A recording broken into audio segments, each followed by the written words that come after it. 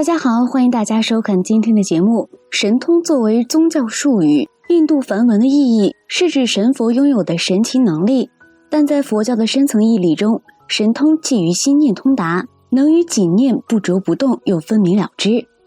并能以己心关照他众心念而不染。古往今来，关于一些修行人、成就者拥有神通的案例有很多，甚至是一些小法小术的掌握者也能展现一些神通，让周遭普通人惊奇不已。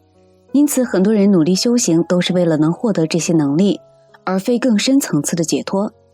但是关于神通，佛陀乃至祖师都告诫我们，它用在对的地方就能射中，但是不要升起神通的心。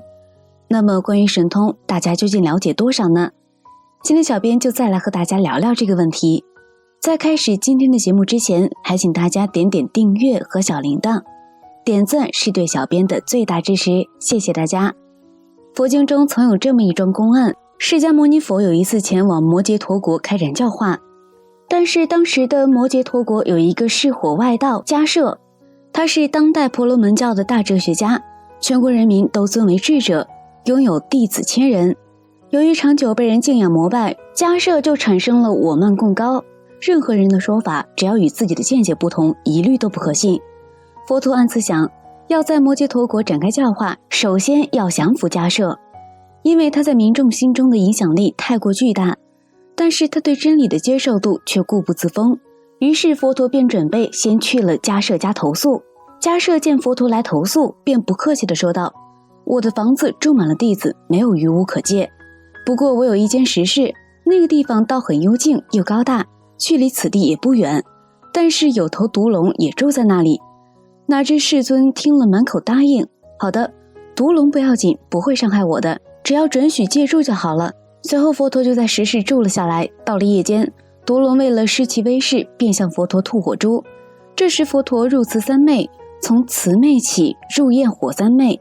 于是龙光佛光一时大作，火光洞天。这时迦摄起来瞻观星宿，遥见石室上空火光万丈，便对弟子说，少年沙门容貌端正，竟为毒龙所害，真堪可怜。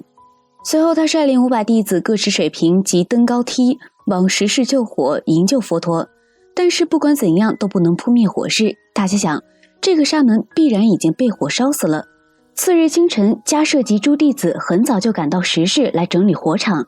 打算捡客人的尸骨，结果却发现佛陀居然端正而坐，神色不变，并对迦摄说道，这条毒龙从此绝不再害人，我已经将它降服了。迦摄心里暗想，这个沙门居然具有这样大的神通，能降服毒龙。但是我慢共高的迦摄心里虽佩服，却在弟子们面前说，沙门的道仍有不及我们的呢。同时为感谢佛陀降服毒龙的功德，便对世尊说，大沙门当受我90日宴请，你所需衣被、饭食、床卧、医药，我们尽当供养。世尊默然受请，便留住石室90日。因为迦摄我慢共高，不肯轻易臣服，佛陀便在这个期间常现种种神通，希望折服他。出现多次奇怪的状况后，迦摄知道肯定是这佛陀搞的鬼。他心中暗想，我们一举一动都不能脱离沙门的神力，同时这个沙门面目端正，为世间稀有。明日我要做大祭拜，届时国王人民都会来观摩祭祀，假使大家看见这个沙门以后便不再相信我们，那我们日后就会得不到供养，因此最好明日沙门不要来。佛陀具足一切智慧，非常清楚迦摄此心念内容。次日清晨，佛陀去玉丹日取自然精米，去瞿夜尼取乳汁，去阿耨达泉吃饭，晚上也住在别处，一直到第2天早上才回到石室。迦摄好奇问道，沙门，你昨日怎么一夜未归？佛陀说，你前日心中在想，在大祭拜时我最好不要出现，因此我依照你的心意故意不来。迦摄听后虽然并没有因此被调服，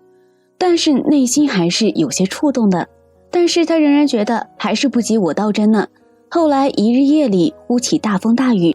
把偌大河流都暴溢了。迦摄暗想，河流暴溢，沙门必会被水所漂，我去看看。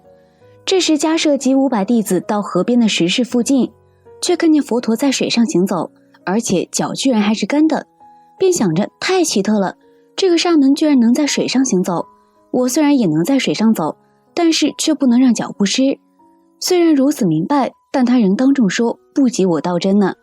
这时佛陀用佛眼观察到迦摄根基渐熟，便责备道：你非阿罗汉，怎知阿罗汉的道？你尚不知阿罗汉名，何况其道呢？你是盲人，目无所睹。如来现了这许多变化，你却仍说不及汝道真呢。现在你可以来比赛，我能水上行，今正是时，你能在水上行吗？你今天完全可以舍邪归正道，不自作聪明，长夜受此苦恼。迦摄被佛陀呵斥得满面惭愧，自知不及佛陀道真，便舍邪道，至佛陀面前跪拜顶礼，并说：我今悔过，深知非法触犯如来，唯愿听受忏悔。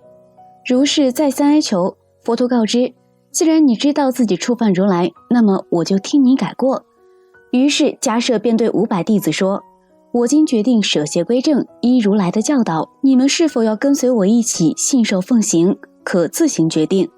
500弟子齐声答道：我等早有心皈依如来。于是迦摄便率领500弟子皈依佛陀。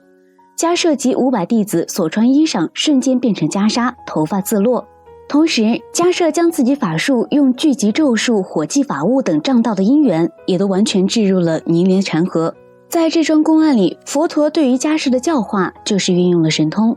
但是佛陀不是妄用神通，他很清楚什么人用什么方法驯服，什么人能听什么样的教言，因为他已经智慧彻底无碍，他能观察一个弟子的机缘何时成熟，但是一般人不会，也往往运用不好。神通是存在的，且拥有着不可思议的力量，但佛教不提倡用神通，佛教是觉悟智慧的教育，过于使用神通会让众生执着神通，不知神通不敌业力。佛陀座下修成的罗汉个个都有神通法力，可是他们有很多依旧死得很惨。虽然死后他们可以去自己的修行果位境地，但是死的那一刻都是过去业力使然。学佛人可以了解神通的存在，但是不要执迷神通这件事。当然了，神通也是有它的好处的，比如神通方便度化众生，比如像佛陀这样对机度化，使用神通也可以让众生起信心。神通是教化弟子的一个有效工具，但即使如是，佛教还是不提倡用神通，只有在必要时需要教化有些众生时，才偶尔显一显。如果你要成天显神通，那就有可能进入魔障。维摩经里曾说到，以神通会化愚痴众生，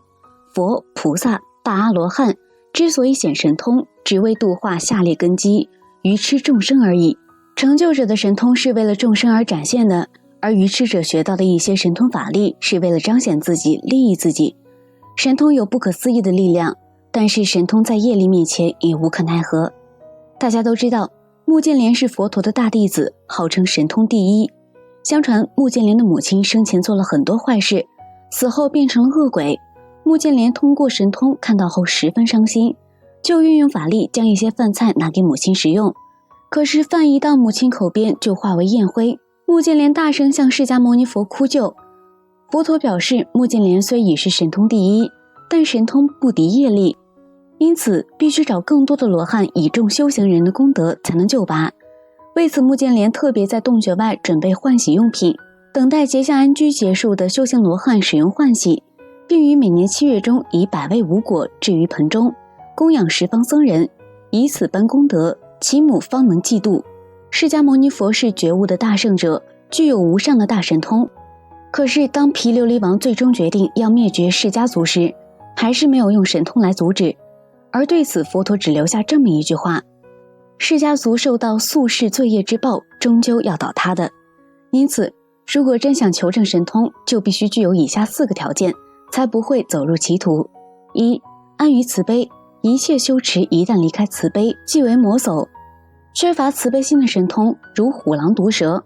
2. 住于境界，有了持戒的修养，以戒律约束自己的身心，便不会依仗神通胡作非为，因为在境界里才知道取舍。3. 行于忍耐，若无忍耐的功力，动辄展现神通，导致伤人害己。4. 用于智慧，神通不能去除根本烦恼系缚，如无智慧，有了神通反而徒增烦恼，所以能在平常生活中体会佛法的真谛，净化三业，一切以道德行事，才是真正的神通。当一个人没有究竟的时候，就很容易在运用神通处理问题的时候无法把握其中的分寸。我们常常会看见一些道家的或者其他拥有神通力量的术法教派的人，